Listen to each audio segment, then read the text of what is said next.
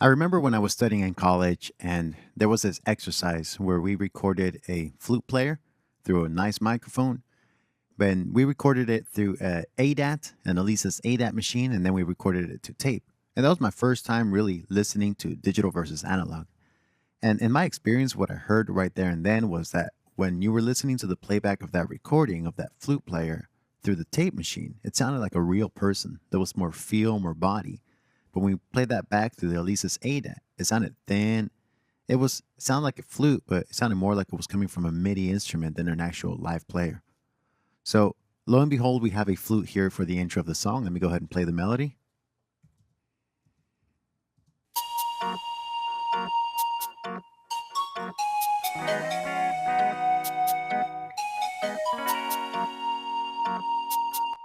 And we're not going to do any crazy processing, but we are going to apply some tape to it. Lo and behold, there it is, the UAD oxide tape. As you can see, this is one of my favorite tape plugins. I like to use this on individual channels, and then I like to use the Studer A800 across buses. But let's go ahead and see what happens when we engage this on the flute. We'll turn it off, and then we'll bring it on.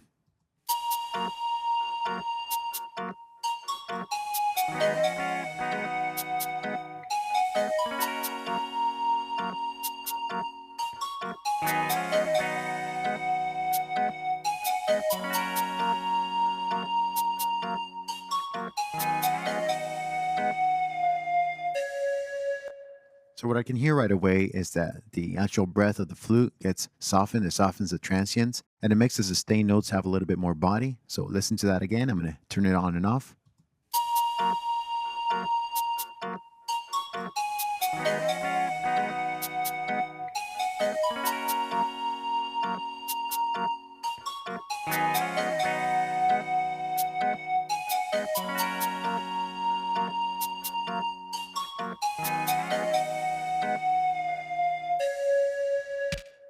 So apart from that, there's nothing else going on the flute. There's no crazy EQ, parallel compression, distortion, multiband compression, none of that. It's a really basic melody. It sticks out in the beginning of the song because there's not a lot going on there. There's no vocals or anything like that. So as long as you got a proper balance in the mix and you have something like tape, then it smooths out those transients and it makes it sit nice. As far as effects, we're using the Eventide 910 and the drum hall. So let's go ahead and check that out. We'll turn off both of these effects and we'll enable them one at a time.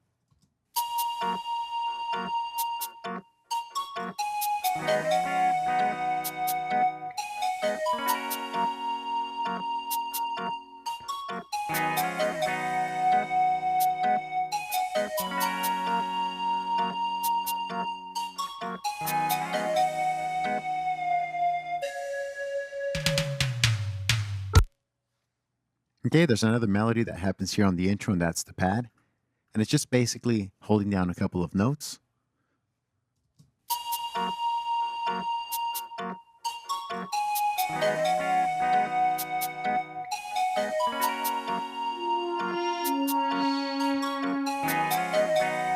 And for that, we're only using the Eventide harmonizer.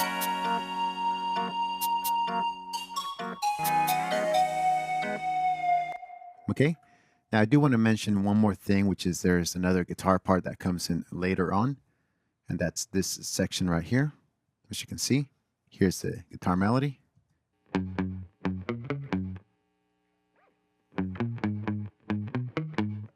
And there's not a lot of crazy processing except for some tape to give it a little bit more body, and then some surgical EQ to remove some of the lows and low mids.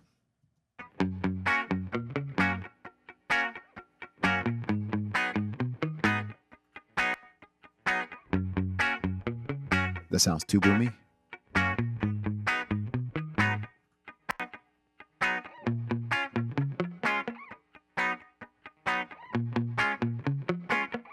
Okay, and that's that classic muted guitar that you can find in reggae music. So let's listen to where we are in our mix without the vocals, with just the drums and the instruments. Check it out.